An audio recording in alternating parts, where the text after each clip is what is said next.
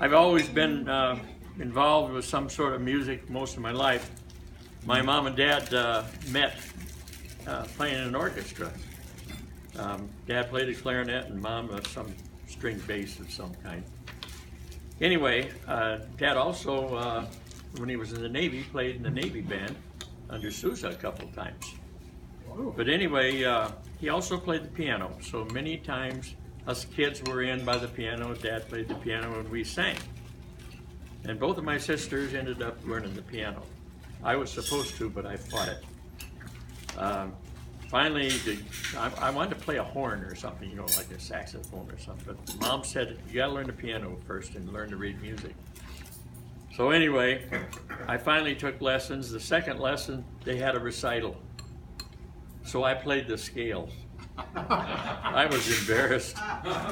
But anyway, my teacher kept trying to teach me music, but I fought it. And after a couple times through whatever they were trying to teach me to read the music to, I had it memorized, and so I didn't have to read it. But finally, I kind of gave up in.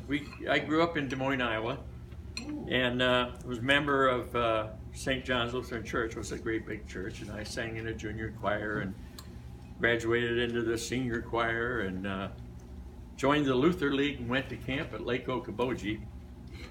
Met an interesting guy there named Richard Dick, who was going to go to seminary. His dad was a preacher and he was going to be a preacher. Anyway, in the choir, I met my wife. She sat next to my girlfriend. And anyway, I graduated from high school and I went up to college at Ames, Iowa. I was going to be an architect. And after the first architecture class, the guy said, you ought to think about changing curriculums. So I was a little bit downhearted, and anyway, I didn't even take my finals, and I flunked out and everything. And anyway, ended up joining the Marine Corps, and went through boot camp out in California, and came home afterwards and married my wife right after boot camp.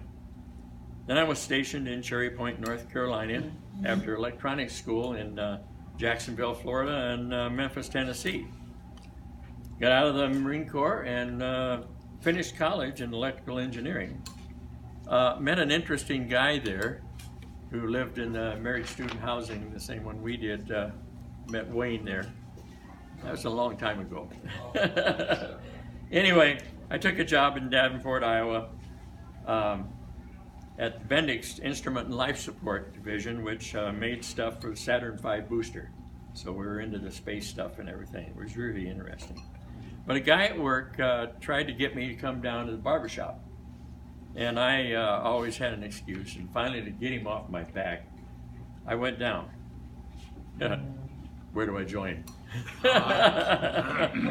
Anyway, they said you have to come down 3 times before you can join. Make sure it's what you really like.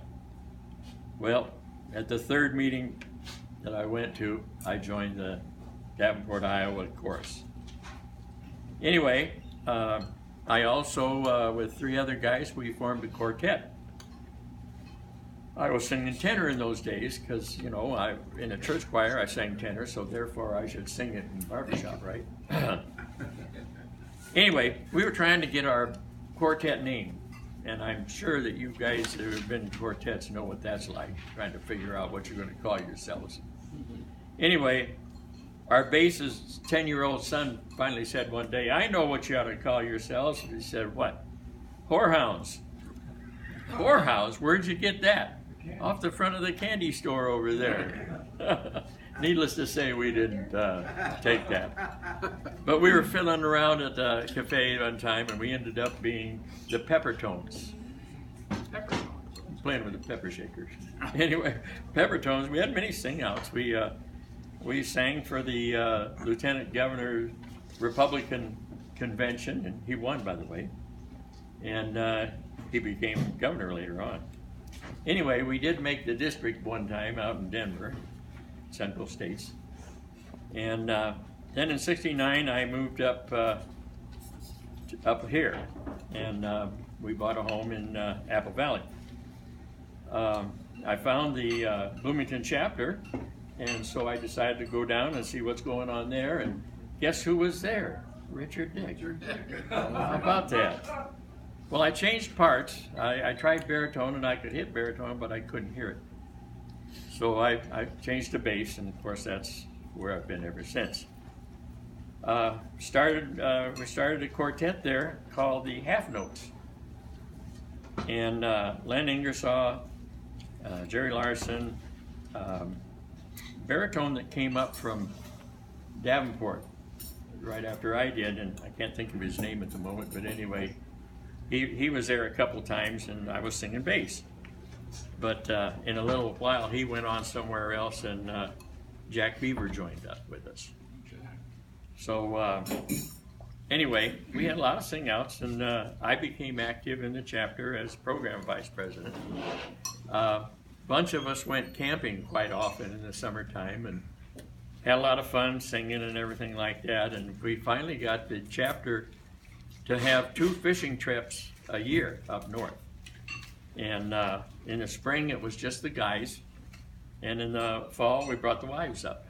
And so we had a lot of fun singing at those things and did that for many years. Somewhere in there, I joined the noon luncheon.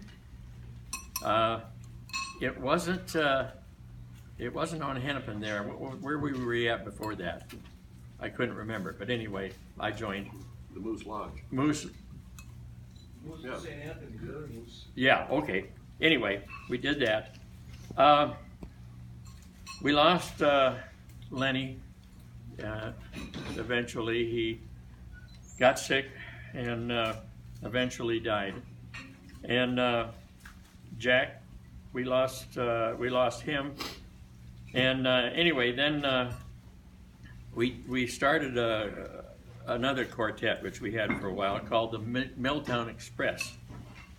And that was Harlan and John Berg and Alan Gray and me, singing bass again. Our chapter meetings in those days went through the nights. Meetings, and then afterglows, and then afterglows at some restaurant. A lot of times it was Andy's Tap. But anyway, the chapter shows were very similar, with an afterglow and an afterglow, and that was fun. We almost always got to sing with the headline quartet, and we had a lot of fun doing that kind of stuff. Formed a new quartet around 1988, I think it was, called the Random Sample. And Dan Dahl, Jerry, Warren Wild, and I was singing tenor then.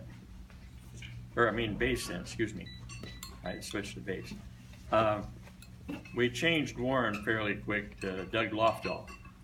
And Doug always had funny things for us to do in our shows that we had. Eventually, we ended up with Alan Gray. We lost Al to the Hilltop when they formed. He was going to change parts anyway because he was having trouble with the high parts of baritone. But anyway, Darryl was singing at the noon luncheon with us a lot because Alan never came down to that. And we finally talked him into joining, so there we were, the Random Sample as they are today, mainly. We did many fun sing-outs.